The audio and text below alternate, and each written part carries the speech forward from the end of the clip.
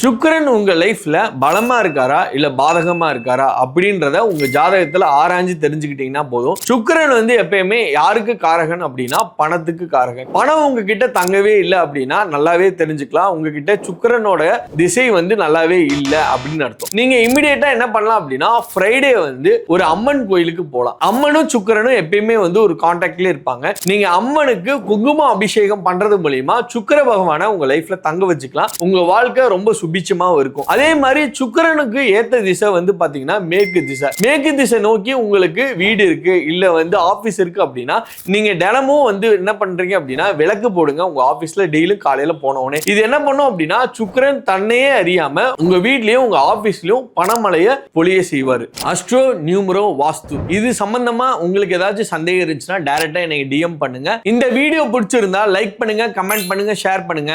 மறக்காம மணி டீகோடர் சேனலை ஃபாலோ பண்ணி வச்சுக்கோங்க.